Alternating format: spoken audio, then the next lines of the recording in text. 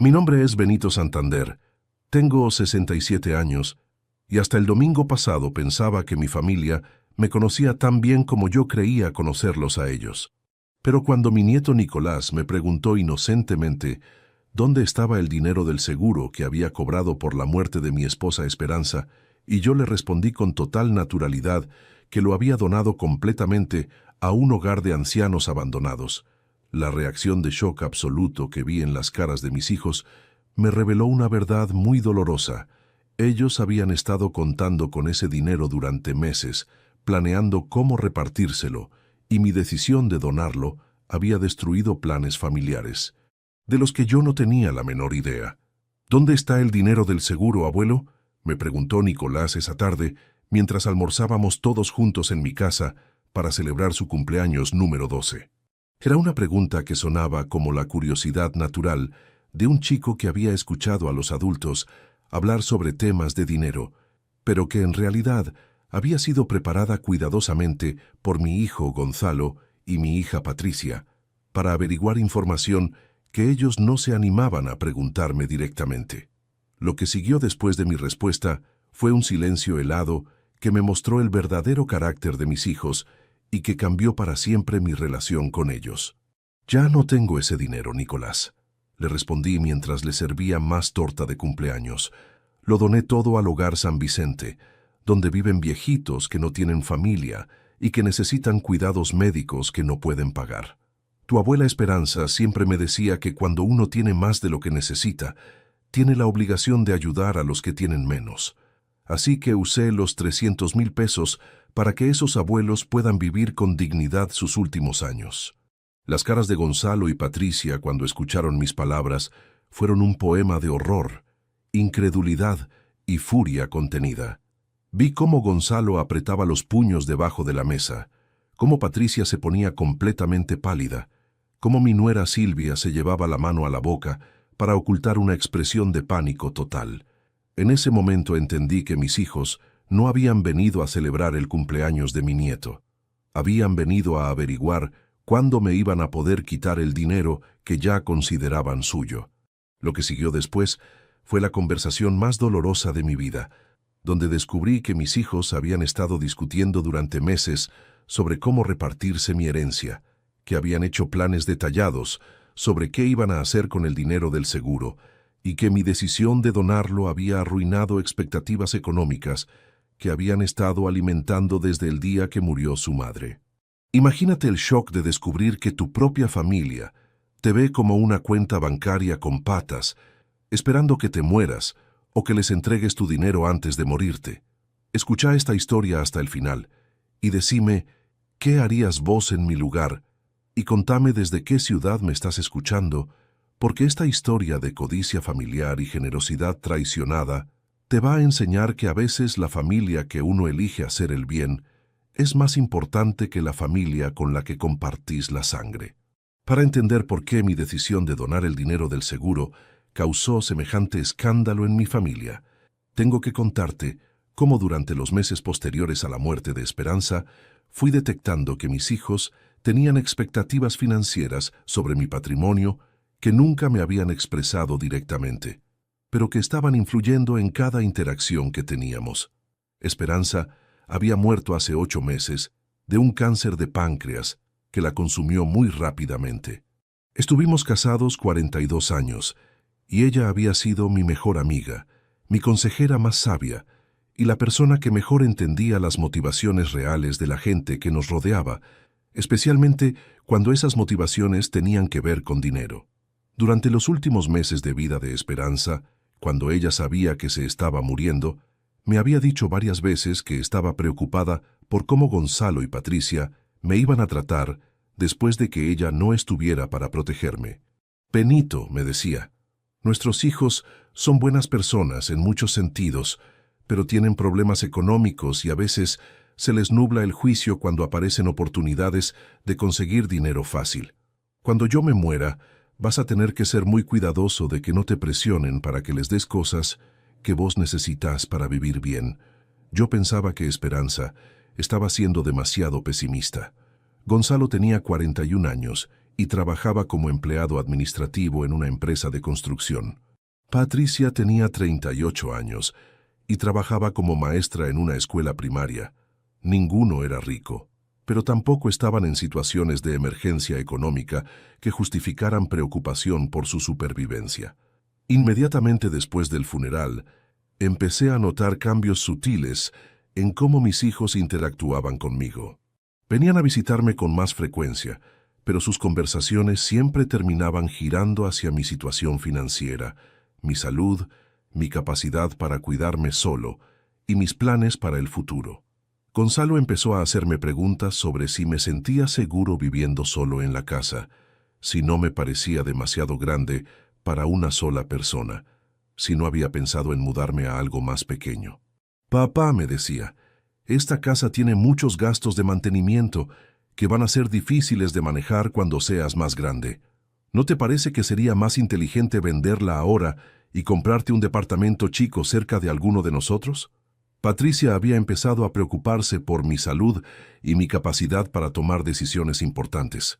Papá, me decía, después de lo que pasó con mamá, ¿no te parece importante que organices todos tus papeles y que nos expliques dónde están las cosas por si te pasa algo? A tu edad, es responsable tener todo claro para que nosotros podamos ayudarte si necesitas.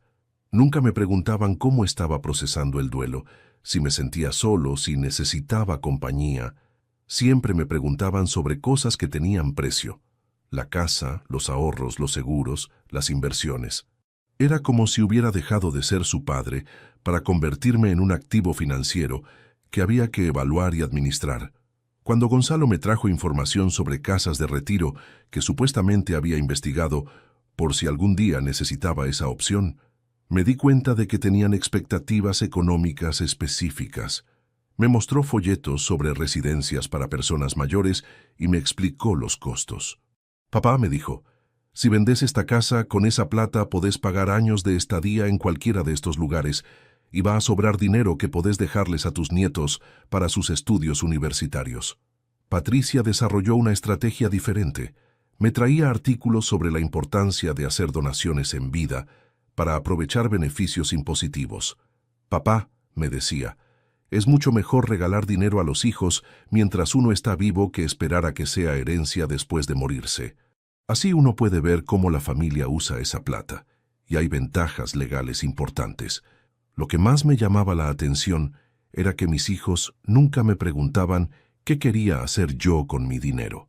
Para ellos, mi patrimonio existía para ser transferido a ellos, y la única pregunta relevante era cuándo y cómo iba a ocurrir esa transferencia. Cuando cobré el seguro de vida de Esperanza, 300,000 pesos, mis hijos intensificaron inmediatamente sus campañas para influir en mis decisiones financieras. Gonzalo empezó a visitarme 2 veces por semana, y cada visita incluía sugerencias sobre maneras inteligentes de usar el dinero para maximizar su rendimiento. Patricia empezó a traer a Nicolás con más frecuencia, y durante estas visitas, ella se encargaba de que mi nieto me hiciera comentarios sobre cosas que necesitaba para el colegio, actividades deportivas que le gustaría hacer, pero que costaban dinero. No eran pedidos directos, pero sí recordatorios constantes de que mi nieto tenía necesidades económicas que su madre no podía satisfacer completamente. Era evidente que habían desarrollado expectativas específicas sobre qué iba a pasar con el dinero del seguro, y estaban esperando que yo les consultara antes de tomar cualquier decisión. Pero ellos no sabían que yo ya había decidido qué hacer con ese dinero desde el momento que lo recibí. Esperanza había muerto hace 8 meses de un cáncer de páncreas que la consumió muy rápidamente. Estuvimos casados 42 años, y ella había sido mi compañera, mi consejera más sabia, y quien mejor entendía las motivaciones reales de la gente que nos rodeaba. Durante los últimos meses de vida de Esperanza, me había dicho que estaba preocupada por cómo Gonzalo y Patricia me iban a tratar después de que ella no estuviera para protegerme. Benito, me decía, nuestros hijos son buenas personas, pero tienen problemas económicos y a veces se les nubla el juicio cuando aparecen oportunidades de conseguir dinero fácil.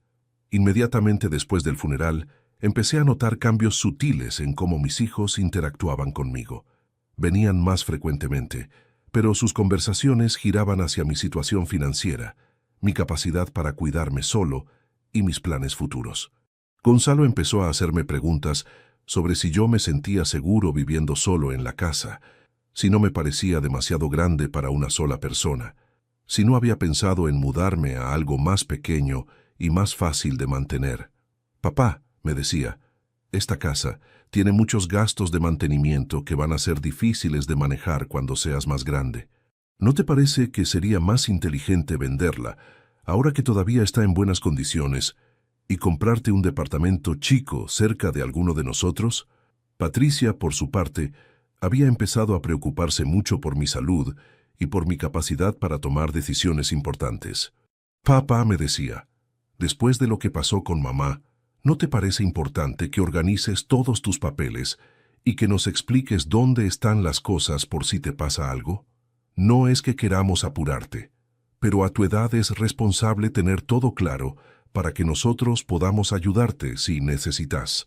Eran conversaciones que sonaban como la preocupación genuina de hijos que se habían dado cuenta de que su padre estaba envejeciendo y que querían asegurar su bienestar. Pero a medida que estas conversaciones se repetían semana tras semana, yo empezaba a notar que había un patrón. Mis hijos estaban mucho más interesados en aspectos de mi vida que tenían valor económico que en aspectos de mi vida que tenían valor emocional o personal. Nunca me preguntaban cómo estaba procesando el duelo por Esperanza, si me sentía solo, si necesitaba compañía para actividades sociales, si quería que me ayudaran a reorganizar la casa para que fuera más cómoda para una persona que vivía sola. Siempre me preguntaban sobre cosas que tenían precio: la casa, los ahorros, los seguros, las inversiones, los gastos mensuales, los planes de jubilación. Era como si yo hubiera dejado de ser su padre para convertirme en un activo financiero que había que evaluar y administrar. El momento en que me di cuenta claramente de que mis hijos tenían expectativas económicas específicas sobre mi patrimonio fue cuando Gonzalo me trajo información detallada sobre casas de retiro que supuestamente había investigado por si algún día necesitaba esa opción. Me mostró folletos muy lindos sobre residencias para personas mayores. Me explicó los servicios que ofrecían y me dio detalles sobre los costos mensuales de diferentes niveles de atención. Papá, me dijo, miré varios lugares y encontré opciones muy buenas que no son tan caras como uno podría pensar. Si vendes esta casa, con esa plata podés pagar años de estadía en cualquiera de estos lugares y te van a cuidar mejor que viviendo solo. Además, va a sobrar dinero que podés dejarles a tus nietos para sus estudios universitarios. Era una propuesta que sonaba muy razonable, pero que tenía un detalle muy revelador. Gonzalo había calculado exactamente cuánto dinero iba a sobrar si yo vendía mi casa y me mudaba a una residencia. Patricia había desarrollado una estrategia diferente, pero igualmente transparente. Ella había empezado a hablarme sobre la importancia de hacer donaciones en vida para aprovechar beneficios impositivos y para asegurar que mi patrimonio llegara a mis herederos de la manera más eficiente posible. Papá, me decía, leí que es mucho mejor regalar dinero a los hijos mientras uno está vivo que esperar a que sea herencia después de morirse. Así, uno puede ver cómo la familia usa esa plata, y además hay ventajas legales que conviene aprovechar. Lo que más me llamaba la atención de estas conversaciones era que mis hijos nunca me preguntaban qué quería hacer yo con mi dinero. Nunca me consultaban si yo tenía planes personales para mis ahorros, si había causas que me interesaba apoyar, si tenía proyectos que quería financiar. Para ellos mi patrimonio era algo que existía para ser transferido a ellos, y la única pregunta relevante era cuándo y cómo iba a ocurrir esa transferencia. Yo había dejado de existir como persona con deseos y prioridades propias. Cuando cobré el seguro de vida de Esperanza, 300,000 pesos que la compañía me pagó 3 meses después de su muerte, mis hijos intensificaron inmediatamente sus campañas para influir en mis decisiones financieras. Gonzalo empezó a visitarme 2 veces por semana, en lugar de 1 vez por semana. Y cada visita incluía alguna sugerencia sobre maneras inteligentes de usar el dinero del seguro para maximizar su rendimiento a largo plazo. Patricia, por su parte, Había empezado a traer a Nicolás a visitarme con mucha más frecuencia, y durante estas visitas ella se encargaba de que mi nieto me hiciera comentarios sobre cosas que necesitaba para el colegio, actividades deportivas que le gustaría hacer, pero que costaban dinero, y planes para el futuro que requerían inversión financiera. No eran pedidos directos de dinero, pero sí eran recordatorios constantes de que mi nieto tenía necesidades económicas que su madre sola no podía satisfacer completamente. Durante esos meses, yo empecé a sentirme muy incómodo en las reuniones familiares porque tenía la sensación de que todo lo que yo decía estaba siendo evaluado por su potencial impacto en las finanzas familiares. Si comentaba que me sentía cansado, mis hijos inmediatamente empezaban a hablar sobre servicios domésticos pagados. Si mencionaba algún problema de salud menor, empezaban a calcular costos de tratamientos médicos. Si decía que extrañaba a Esperanza, empezaban a sugerir actividades que me distrajeran, pero que costaran dinero. Era muy claro que Gonzalo y Patricia habían desarrollado expectativas muy específicas sobre qué iba a pasar con el dinero del seguro, y que estaban esperando que yo les consultara antes de tomar cualquier decisión importante sobre cómo usarlo. Pero lo que ellos no sabían era que yo ya había decidido qué hacer con ese dinero desde el momento que lo recibí, y que mi decisión no tenía nada que ver con las necesidades o los deseos de mi familia inmediata. 3 días después de que me depositaran el dinero del seguro en mi cuenta bancaria, fui solo al Hogar San Vicente, una institución que cuidaba a personas mayores abandonadas por sus familias o que simplemente no tenían recursos económicos para pagar cuidados privados durante sus últimos años de vida. Era un lugar que Esperanza y yo habíamos visitado varias veces durante los años anteriores para llevar donaciones de ropa usada, comida casera durante las fiestas navideñas y pequeños regalos para los residentes que no recibían visitas familiares regulares. Pero después de la muerte de Esperanza, yo había empezado a ir al hogar de manera mucho más frecuente y sistemática, no solo como visitante ocasional que traía donaciones, sino como voluntario regular que ayudaba con actividades recreativas, que hacía compañía a los residentes durante las comidas y que asistía al personal profesional con tareas administrativas y de organización que requerían tiempo extra que ellos no siempre tenían disponible debido a la falta crónica de recursos humanos. Mi transformación de visitante ocasional a voluntario comprometido había ocurrido gradualmente durante los primeros meses de mi duelo, cuando yo necesitaba desesperadamente actividades que me dieran sentido de propósito y que me ayudaran a procesar la pérdida de Esperanza de manera constructiva, en lugar de simplemente quedarme en casa lamentándome por mi soledad. El trabajo voluntario en el hogar me había dado una perspectiva completamente nueva sobre el envejecimiento, la vulnerabilidad y la importancia de la dignidad humana durante los últimos años de vida.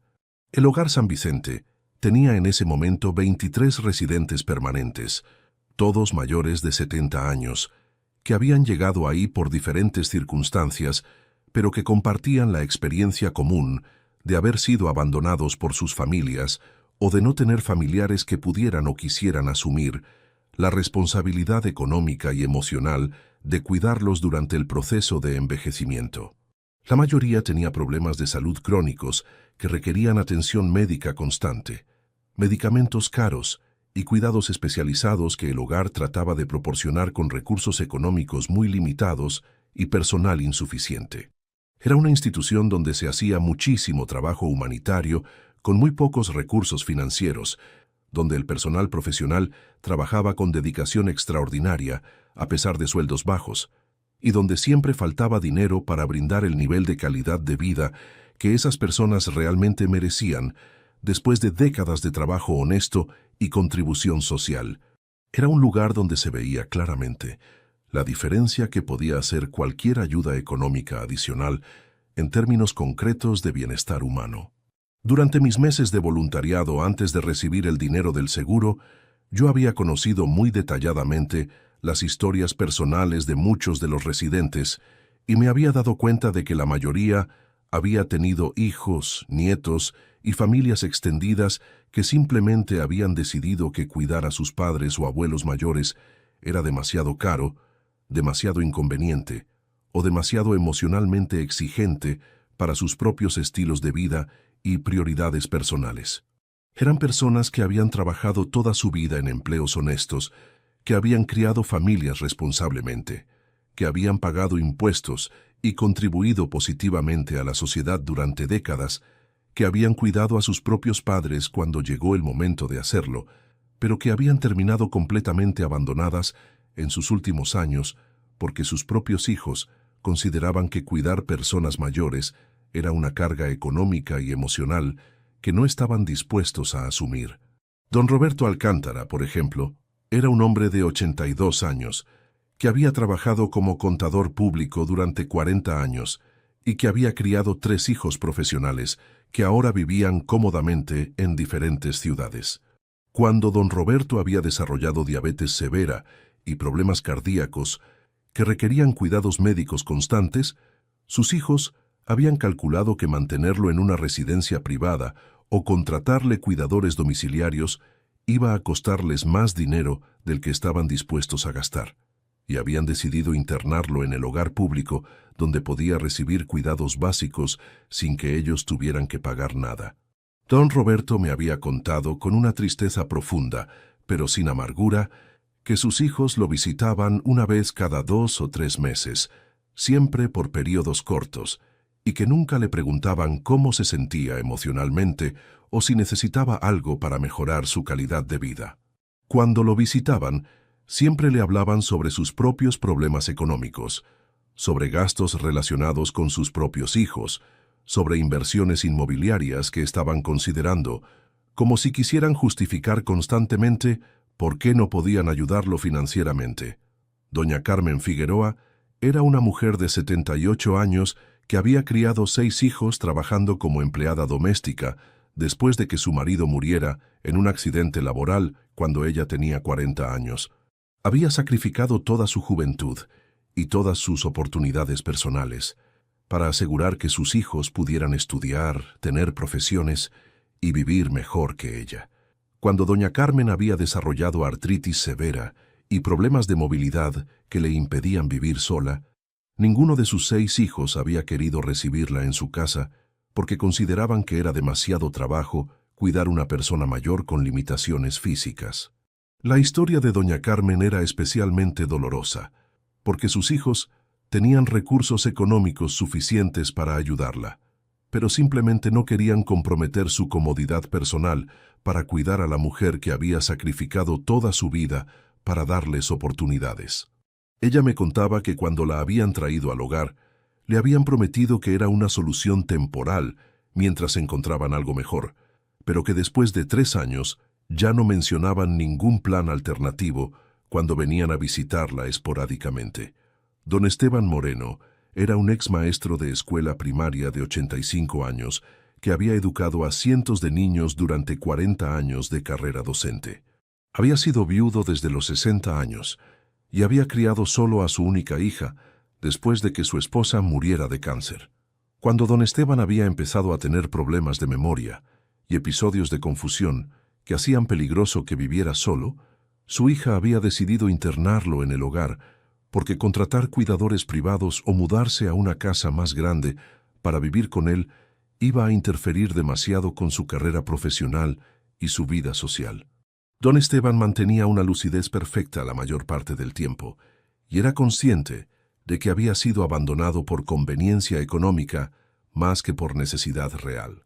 Me había dicho varias veces que lo que más le dolía no era estar en el hogar, donde recibía cuidados apropiados y tenía compañía de otras personas en situaciones similares, sino saber que su hija tenía recursos para ofrecerle alternativas, pero que había elegido la opción que le resultaba más cómoda a ella, sin considerar los sentimientos de él.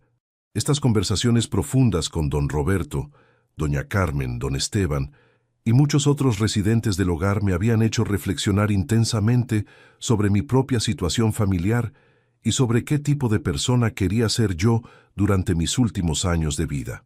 Me habían ayudado a entender que el abandono familiar por motivos económicos o de conveniencia era mucho más común de lo que la sociedad quería admitir, y que muchas familias trataban a sus miembros mayores como cargas financieras en lugar de como personas que merecían dignidad, respeto y cuidado durante el proceso natural de envejecimiento.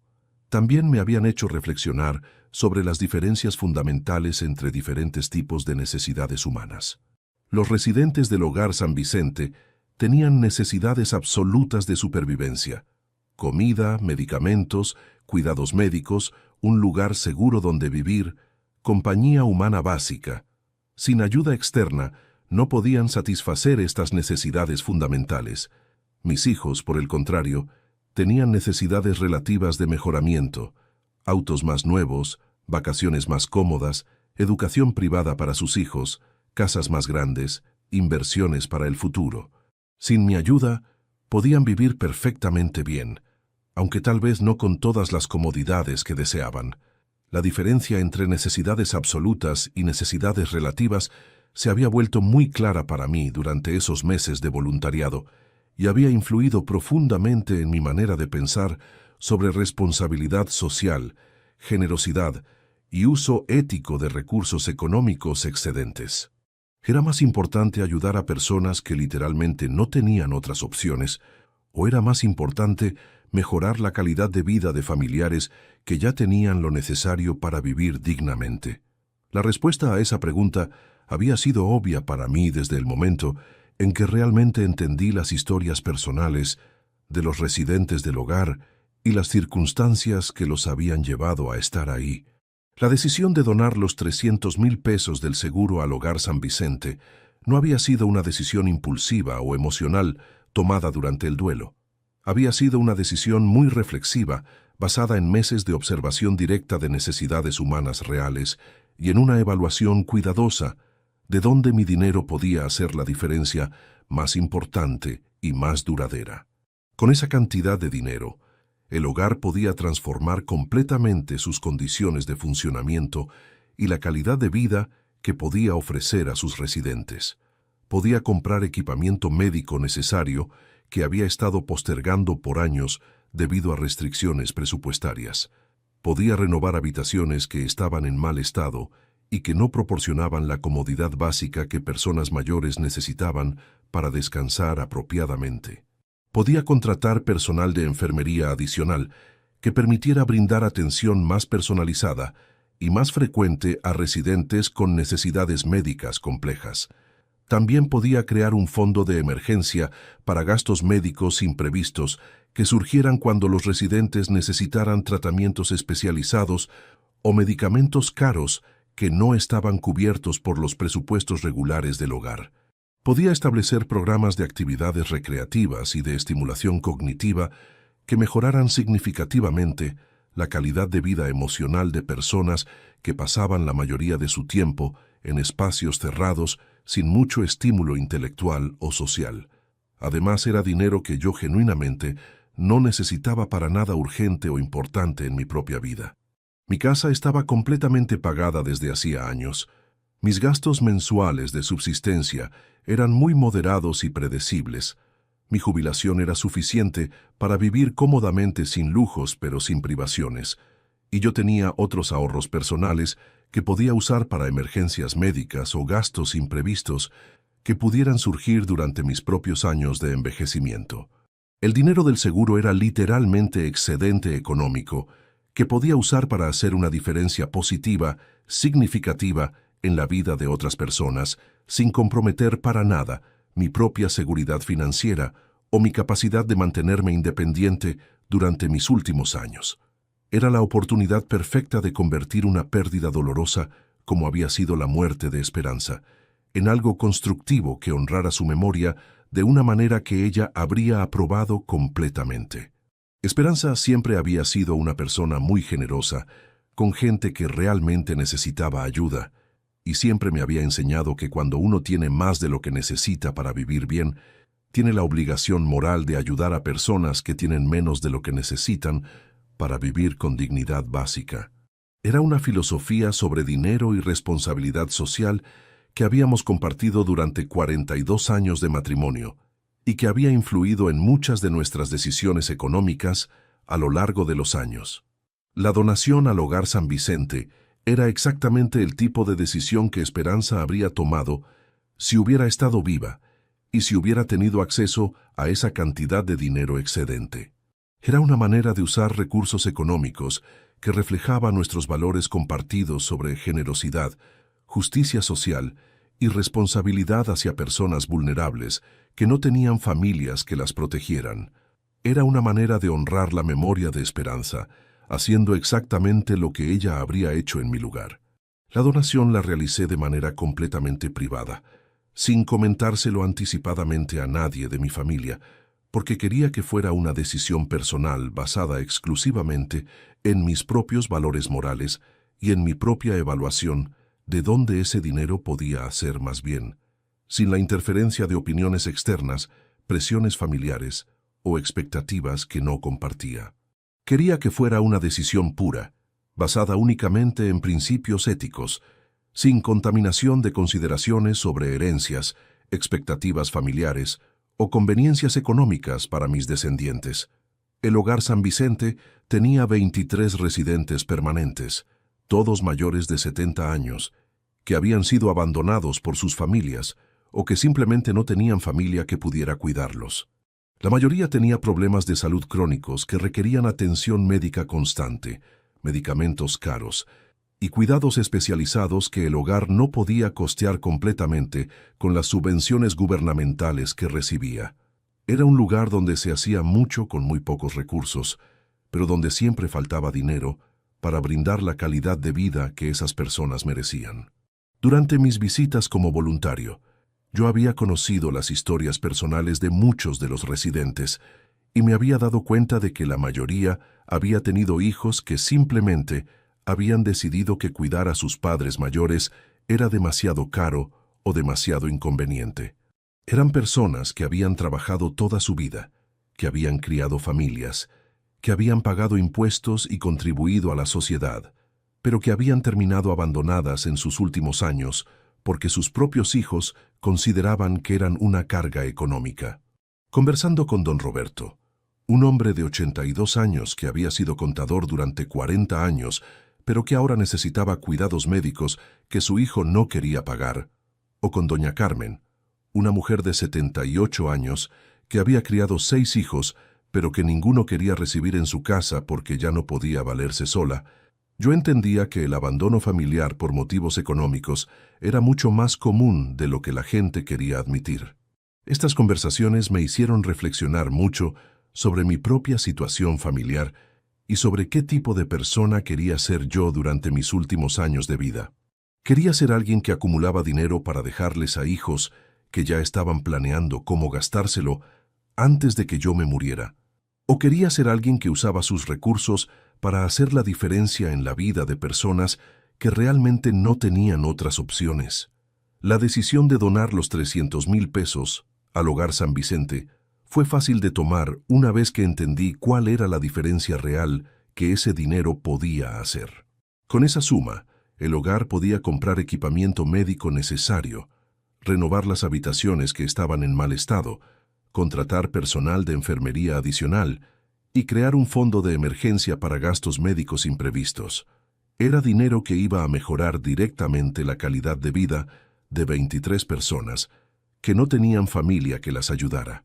También era dinero que yo no necesitaba para nada urgente o importante en mi propia vida. Mi casa estaba paga, mis gastos mensuales eran moderados, mi jubilación era suficiente para vivir cómodamente, y yo tenía otros ahorros para emergencias médicas o gastos imprevistos. El dinero del seguro era literalmente excedente que podía usar para hacer el bien sin comprometer mi propia seguridad financiera. Hablé extensamente con la doctora Liliana Ponce, la directora del hogar, que era una mujer de 50 años, que había dedicado toda su carrera profesional a trabajar en instituciones geriátricas públicas, a pesar de que podía haber ganado mucho más dinero trabajando en el sector privado. Le expliqué que quería hacer una donación muy significativa en memoria de Esperanza y que quería asegurarme de que el dinero fuera usado de la manera más efectiva y más duradera posible para mejorar las condiciones de vida de los residentes actuales y futuros del hogar. La doctora Ponce me explicó detalladamente cuáles eran las necesidades más urgentes de la institución y cómo una donación de 300,000 pesos podía transformar completamente las posibilidades de cuidado que podían ofrecer. Juntos diseñamos un plan muy específico para distribuir el dinero entre mejoras de infraestructura, equipamiento médico, contratación de personal adicional y creación de fondos de reserva para emergencias y para mantenimiento a largo plazo. 120,000 pesos se destinaron inmediatamente a renovaciones urgentes de infraestructura que habían estado postergándose por años debido a falta de presupuesto. Se renovaron completamente 2 baños que estaban en condiciones deplorables y que no eran apropiados para personas mayores con necesidades especiales de movilidad. Se repararon problemas eléctricos y de plomería que habían estado causando incomodidades constantes. Se instaló un sistema de calefacción más eficiente que iba a reducir significativamente los costos operativos durante los meses de invierno. 80,000 pesos se usaron para comprar equipamiento médico y mobiliario, que iba a mejorar inmediatamente la calidad de vida de los residentes.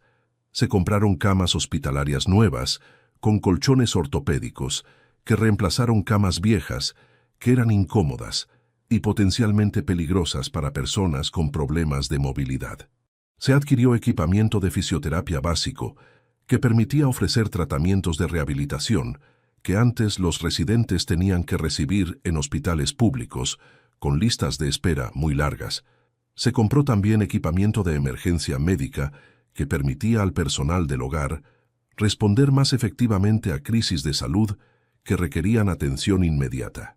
Se instaló un sistema de alarmas médicas en cada habitación que permitía a los residentes solicitar ayuda rápidamente durante emergencias nocturnas. Se creó una farmacia interna bien equipada que permitía al hogar comprar medicamentos en cantidad y reducir significativamente los costos de tratamientos crónicos para diabetes, hipertensión, artritis y otras condiciones comunes en personas mayores. 50,000 pesos se destinaron a contratar personal de enfermería adicional durante un periodo de 2 años, lo que permitía ofrecer atención más personalizada y más frecuente a residentes con necesidades médicas complejas. También se contrató a una nutricionista de medio tiempo que diseñó menús más apropiados para personas mayores, con diferentes restricciones dietéticas y que mejoró significativamente la calidad y la variedad de las comidas que se servían en el hogar. Los 50,000 pesos restantes se invirtieron en un fondo de fideicomiso administrado por un banco local que generaba intereses mensuales destinados a costear servicios adicionales como actividades recreativas, programas de estimulación cognitiva, celebraciones de cumpleaños y fiestas, y cuidados paliativos especializados para residentes en etapas terminales de enfermedades. Era una inversión que iba a seguir beneficiando a generaciones futuras de residentes durante muchos años después de que se agotara el capital inicial.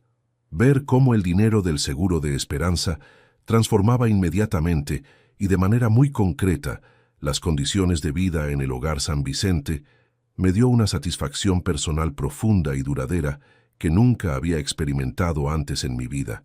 Saber que don Roberto iba a dormir en una cama cómoda, en lugar de en un colchón viejo y hundido que le causaba dolores de espalda todas las noches. Saber que doña Carmen iba a tener acceso a sesiones de fisioterapia que aliviaban significativamente sus dolores artríticos y que mejoraban su movilidad. Saber que don Esteban iba a participar en actividades de estimulación cognitiva que lo ayudaban a mantener su lucidez mental y que le daban propósito durante sus días. Saber que todos los residentes iban a recibir medicamentos puntuales y apropiados, sin que el hogar tuviera que elegir entre diferentes tratamientos por falta de presupuesto. Saber que iban a tener comidas más nutritivas y más variadas preparadas por personal que entendía las necesidades nutricionales específicas de personas mayores. Saber que iban a vivir en un ambiente más cómodo, más seguro y más digno durante sus últimos años de vida. Todo esto me hacía sentir que había usado el dinero de Esperanza exactamente de la manera que ella habría aprobado completamente si hubiera estado viva para participar en la decisión.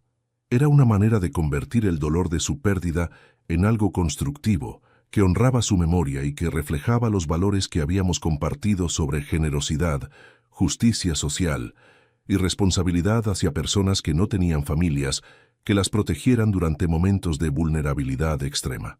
Durante los 5 meses que pasaron entre la donación y la pregunta inocente de Nicolás, que reveló todo el conflicto familiar, yo había mantenido mi decisión en completo secreto respecto a mis hijos. No era porque tuviera vergüenza de lo que había hecho, o porque considerara que había sido una decisión incorrecta. Al contrario, estaba profundamente orgulloso de haber tomado una decisión tan acertada y tan coherente con mis valores personales más profundos. Había mantenido la donación en secreto, porque ya había empezado a sospechar que Gonzalo y Patricia tenían expectativas económicas sobre el dinero del seguro que no coincidían para nada con mis propias prioridades, y porque quería evitar conflictos familiares innecesarios mientras disfrutaba de la satisfacción personal de haber hecho algo genuinamente bueno con dinero que había llegado a mí a través de la pérdida más dolorosa de mi vida. No quería tener que justificar ante mis hijos una decisión que consideraba completamente correcta y apropiada. No quería escuchar argumentos sobre por qué debería haber considerado sus necesidades económicas antes de ayudar a personas que realmente no tenían otras opciones. No quería que mis hijos trataran de hacerme sentir culpable por haber elegido la generosidad hacia extraños necesitados en lugar de la acumulación de recursos para herederos que ya tenían empleos, casas y capacidad de mantenerse dignamente.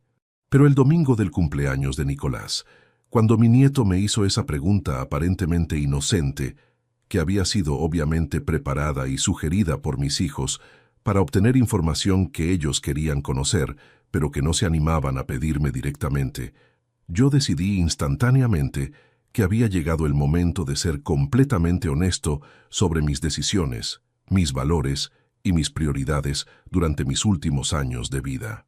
Ya no quería fingir que no me daba cuenta de las expectativas económicas que Gonzalo y Patricia habían desarrollado sobre mi patrimonio durante meses de conversaciones que giraban constantemente alrededor de temas financieros. Ya no quería evitar conversaciones incómodas sobre dinero, herencias y diferencias fundamentales de valores entre generaciones. Ya no quería proteger los sentimientos de hijos que claramente no estaban considerando mis sentimientos o mis deseos cuando hacían sus planes económicos basados en dinero que todavía era exclusivamente mío. Por eso, cuando Nicolás me preguntó sobre el dinero del seguro con esa curiosidad infantil que había sido claramente entrenada por sus mayores para obtener información específica, yo decidí responder con total transparencia y honestidad, dejando que mis hijos reaccionaran como quisieran a la realidad de mis decisiones autónomas. Ya no me importaba si se enojaban, si se decepcionaban, si se sentían traicionados por no haber sido consultados sobre decisiones relacionadas con dinero que era exclusivamente mío. Había hecho lo que consideraba éticamente correcto con recursos económicos que me pertenecían completamente, y estaba preparado para defender esa decisión ante cualquiera que quisiera cuestionarla, incluyendo a mis propios hijos, si era necesario. Estaba preparado para explicar mis valores, mis prioridades y mi filosofía sobre responsabilidad social y generosidad, incluso si esas explicaciones causaban conflictos familiares que habían estado latentes durante meses. La reacción de horror, incredulidad y furia contenida que vi en las caras de Gonzalo y Patricia cuando les expliqué que ya no tenía el dinero del seguro porque lo había donado completamente al Hogar San Vicente, me confirmó definitivamente que mis sospechas sobre sus expectativas económicas habían sido completamente acertadas. Ellos habían estado contando con ese dinero como si ya fuera suyo. Habían estado haciendo planes financieros basados en recursos que no les pertenecían. Habían estado midiendo mi valor como padre, principalmente en términos de mi capacidad de transferirles patrimonio antes de morirme. Parte del dinero se usó inmediatamente para comprar camas hospitalarias nuevas que reemplazaron camas viejas que eran incómodas y peligrosas para personas con movilidad limitada. Otra parte se invirtió en renovar completamente 2 baños que estaban en condiciones deplorables y que no eran apropiados para personas mayores con necesidades especiales.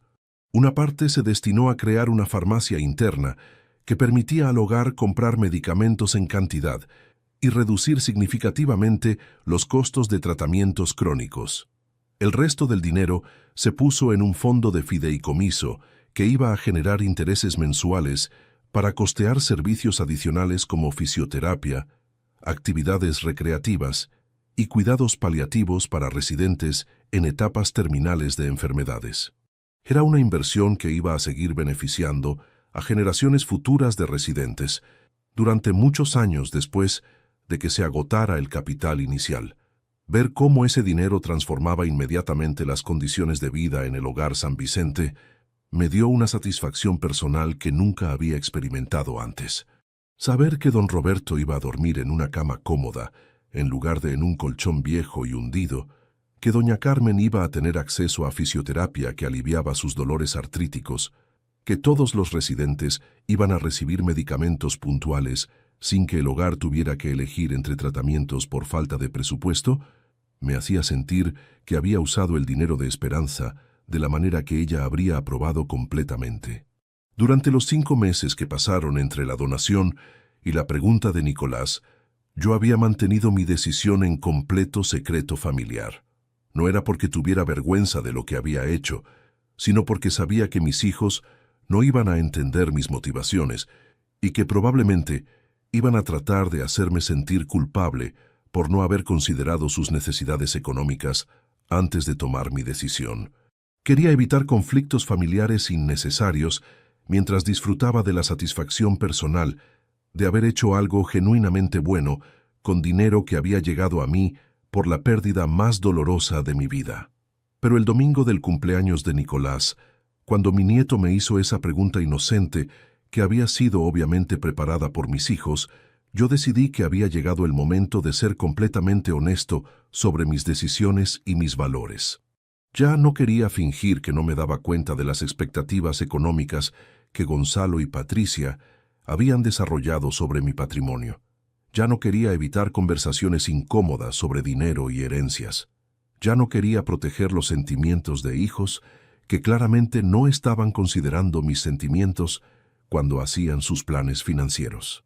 Por eso, cuando Nicolás me preguntó sobre el dinero del seguro, yo decidí responder con total transparencia y dejar que mis hijos reaccionaran como quisieran a la realidad de mis decisiones.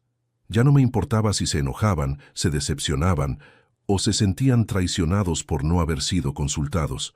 Yo había hecho lo que consideraba correcto con dinero que era mío y estaba preparado para defender esa decisión ante cualquiera que quisiera cuestionarla.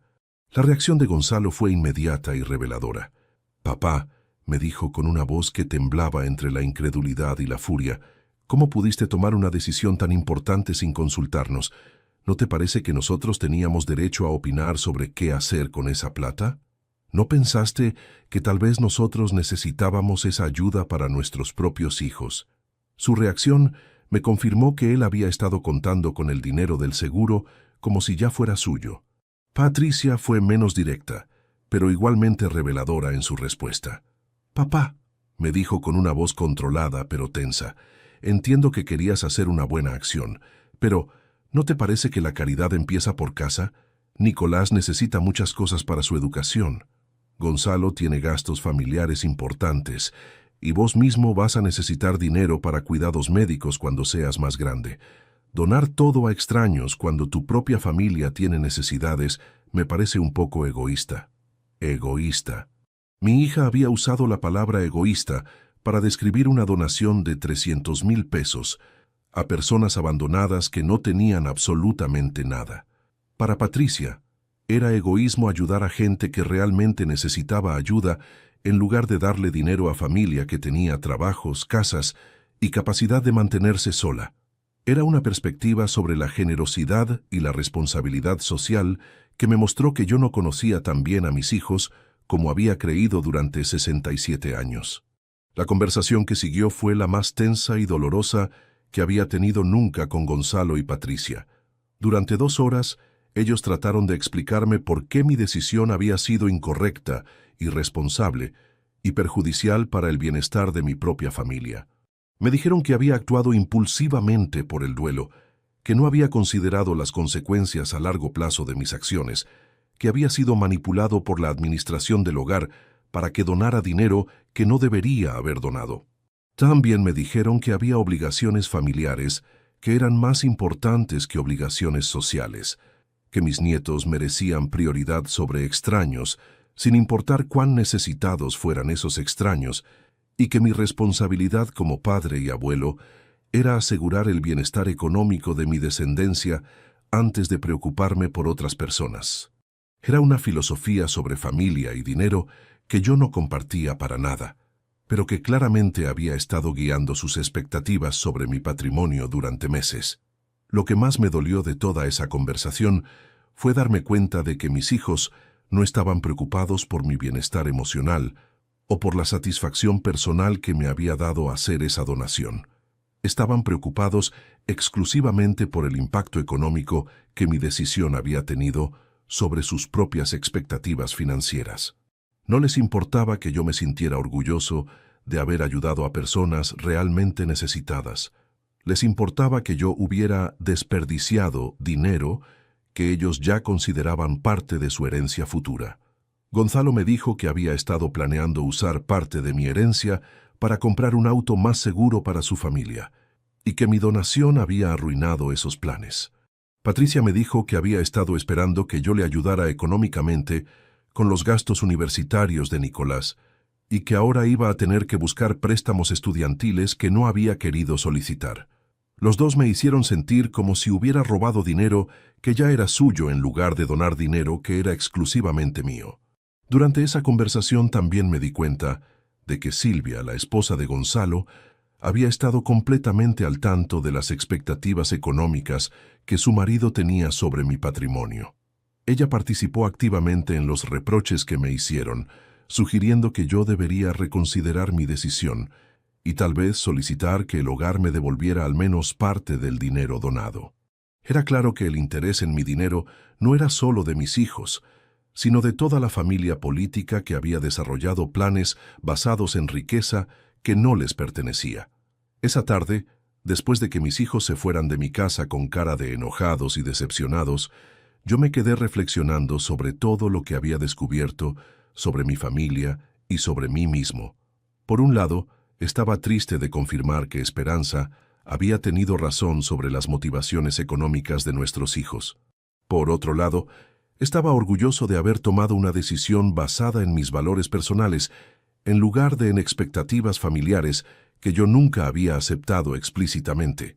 También me di cuenta de que la donación al Hogar San Vicente había sido una prueba involuntaria del carácter real de mis hijos, y que los resultados de esa prueba me habían dado información muy valiosa sobre qué tipo de relaciones quería tener con ellos durante mis últimos años de vida. Yo no quería ser visto como una cuenta bancaria con patas. No quería que cada conversación familiar girara alrededor de temas económicos. No quería vivir con la presión constante de justificar mis decisiones financieras ante hijos que se consideraban con derecho a opinar sobre dinero que no era suyo. Durante las siguientes semanas después de esa confrontación, pude observar cómo se desmoronaba la relación familiar que habíamos tenido durante años. Gonzalo y Patricia siguieron visitándome, pero las interacciones eran frías y tensas. Ellos estaban enojados conmigo por haber desperdiciado dinero que consideraban suyo, y yo estaba decepcionado por haber descubierto que su interés en mi bienestar estaba influido por consideraciones económicas. Gonzalo trató varias veces de convencerme de que reconsiderara mi decisión y pidiera al hogar que me devolviera parte del dinero donado. Me traía información sobre donaciones que supuestamente se podían revertir por motivos legales. Era obvio que no podía aceptar que yo hubiera elegido libremente ayudar a extraños en lugar de beneficiar a mi propia familia. Patricia desarrolló una estrategia diferente. Empezó a traer a Nicolás más seguido para que mi nieto me contara sobre oportunidades educativas que necesitaban financiamiento, actividades que le interesaban, pero que costaban dinero. No eran pedidos directos, pero sí recordatorios de que mi decisión había tenido consecuencias negativas sobre las oportunidades de mi nieto. Durante esos meses de tensión, empecé a pasar mucho más tiempo en el Hogar San Vicente, no solo como voluntario, sino como visitante, que disfrutaba de la compañía de personas que me apreciaban sin tener expectativas económicas. Los residentes se habían convertido en una familia elegida que me daba gratitud y cariño genuino, que había dejado de recibir de mi familia biológica. La crisis llegó a su punto máximo 3 meses después, cuando Patricia me dijo que había decidido reducir las visitas de Nicolás porque consideraba que yo estaba siendo un mal ejemplo al enseñarle que era aceptable priorizar a extraños sobre la familia. Era una amenaza emocional cruel que usaba mi relación con mi nieto como herramienta de presión. Pero la amenaza tuvo el efecto opuesto. En lugar de hacerme reconsiderar, me hizo entender que mis hijos tenían una mentalidad sobre dinero incompatible con mis valores. Le dije a Patricia que respetaba su derecho a criar a Nicolás según sus valores, pero que yo no iba a cambiar mis decisiones para satisfacer expectativas que nunca había aceptado. Patricia se fue muy enojada, y durante semanas no tuve contacto con ella o Nicolás. Sin la presión constante de expectativas económicas familiares, empecé a sentirme mucho más relajado y feliz. No tenía que justificar mis gastos ante nadie. No tenía que escuchar sugerencias sobre cómo usar mi dinero. El final sorpresivo llegó cuando Nicolás cumplió 13 años y decidió llamarme por su cuenta para invitarme a una celebración. Mi nieto había estado preguntando sobre mí y Patricia le había contado su versión de nuestros problemas. Pero en lugar de convencerlo de que yo estaba equivocado, esa conversación había despertado su curiosidad sobre el hogar y mis motivaciones. «Abuelo», me dijo, «quiero que me cuentes sobre los viejitos que ayudaste. Mamá dice que fue una mala decisión, pero yo quiero entender por qué lo hiciste. ¿Podés llevarme a conocer el hogar?». La pregunta me llenó de orgullo y esperanza de que las próximas generaciones entenderían mejor la importancia de ayudar a otros. Llevé a Nicolás al hogar la siguiente semana. Ver a don Roberto, doña Carmen, don Esteban y todos los residentes que vivían con dignidad gracias a la donación, le ayudó a entender que había maneras de usar dinero que generaban beneficios más importantes que comprar cosas materiales para la familia. Después de esa visita, Nicolás le dijo a Patricia que quería seguir visitándome y que no entendía por qué se había enojado conmigo por ayudar a gente que lo necesitaba. Mi nieto había desarrollado su propia opinión sobre mis valores, mucho más positiva de lo que su madre esperaba. Gradualmente, mis relaciones con Gonzalo y Patricia se han normalizado, aunque todavía hay tensión sobre temas de dinero. Hemos llegado a un acuerdo tácito de evitar conversaciones sobre finanzas para preservar las relaciones familiares que aún valoramos. A los 68 años, he aprendido que la familia verdadera no es necesariamente la gente con la que compartís genes, sino la gente que comparte tus valores y que te aprecia por quién sos en lugar de por lo que tenés. He aprendido que la generosidad hacia extraños necesitados puede generar más satisfacción personal que acumular dinero para herederos que ya tienen lo necesario para vivir bien. He aprendido que defender tus principios a veces cuesta caro en términos de relaciones familiares, pero que traicionarlos cuesta mucho más en términos de integridad personal. También he aprendido que no hay nada malo en crear familia elegida cuando la familia biológica no entiende o no apoya las decisiones más importantes de tu vida. Los residentes del Hogar San Vicente se han convertido en hermanos adoptivos que me dan el tipo de cariño incondicional que había dejado de recibir de mis propios hijos. Es una relación basada en respeto mutuo y valores compartidos, en lugar de expectativas económicas. Santiago y Emilia, mis otros nietos que son hijos de Gonzalo, también han tenido que procesar el hecho de que su abuelo eligió ayudar a extraños en lugar de guardar dinero para la familia. Gonzalo trató inicialmente de convencerlos de que yo había cometido un error, pero cuando los llevé también al hogar para que conocieran a los residentes, ellos entendieron rápidamente por qué había tomado esa decisión. Los chicos tienen una capacidad natural para la empatía que a veces los adultos perdemos cuando nos obsesionamos con temas de dinero. La experiencia completa me ha enseñado que las crisis familiares, relacionadas con dinero, revelan el verdadero carácter de las personas de maneras que las situaciones normales no pueden hacer. Durante décadas, Gonzalo y Patricia habían sido hijos cariñosos y responsables, pero cuando apareció la posibilidad de recibir una herencia anticipada, mostraron una faceta de su personalidad que yo nunca había visto antes. No eran malas personas, pero sí eran personas que habían desarrollado expectativas sobre mi patrimonio que influían en la manera en que me trataban. Mi decisión de donar el dinero del seguro no fue solo una expresión de generosidad hacia los residentes del hogar. También fue una manera de protegerme a mí mismo, de convertirme en una persona cuyo valor familiar estaba medido principalmente por su capacidad de transferir riqueza. No quería vivir mis últimos años sintiendo que cada decisión financiera tenía que ser aprobada por hijos que ya consideraban mi dinero como fundamentalmente suyo. La donación me devolvió la libertad de ser simplemente Benito, una persona con valores, opiniones y derecho a tomar decisiones autónomas sobre sus propios recursos. Me libró de la presión de justificar constantemente mis gastos ante gente que había empezado a verme como el administrador temporal de su herencia futura.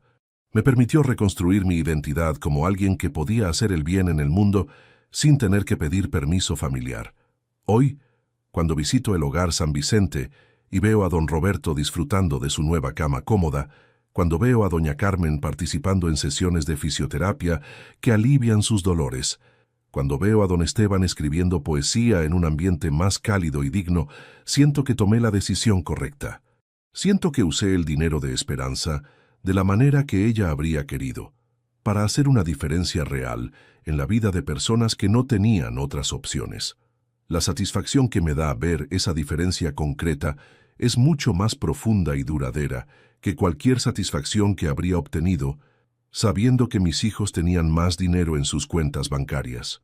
Es la satisfacción de haber convertido una pérdida dolorosa en algo constructivo, de haber honrado la memoria de mi esposa de la manera más apropiada posible, de haber usado mis recursos para crear dignidad donde antes había abandono. Contame qué pensás de esta historia, y si te parece que hice bien en donar el dinero del seguro a personas que realmente lo necesitaban, en lugar de guardarlo para hijos que ya podían mantenerse solos. Contame si vos también tuviste que enfrentar expectativas familiares sobre herencias o donaciones que no compartías. Y contame desde qué ciudad me estás escuchando, porque me interesa saber que mi experiencia puede ayudar a otros abuelos a entender que tienen derecho a usar sus recursos según sus propios valores sin tener que justificarse ante familiares que se consideran herederos antes de que uno se muera. Al final, cuando mi nieto me preguntó dónde estaba el dinero del seguro, no sabía que esa pregunta inocente iba a revelar verdades muy importantes sobre mi familia y sobre mí mismo. No sabía que mi respuesta iba a generar una crisis que me obligaría a elegir entre mis valores personales y las expectativas económicas de mis hijos. No sabía que esa elección me iba a llevar a descubrir una familia elegida que me valoraba por razones mucho más importantes que mi patrimonio. La frase «ya no tengo ese dinero» se convirtió en el momento que definió mis últimos años de vida, porque me obligó a ser honesto sobre mis prioridades, a defender mis decisiones ante gente que no las entendía y a encontrar personas que compartían mi filosofía sobre la importancia de ayudar a otros. Fue el momento en que dejé de vivir para satisfacer expectativas ajenas y empecé a vivir según mis propias convicciones sobre qué significa realmente ser una buena persona. Y vos que me escuchaste hasta acá, recordá que tu dinero es tuyo hasta que te morís, y que nadie más tiene derecho a decidir cómo usarlo.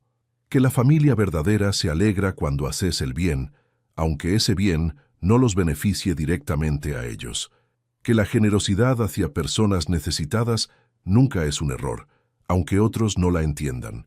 Y que a veces la decisión más difícil es la más correcta, especialmente cuando esa decisión te obliga a elegir entre complacer a tu familia y ser fiel a tus valores más profundos.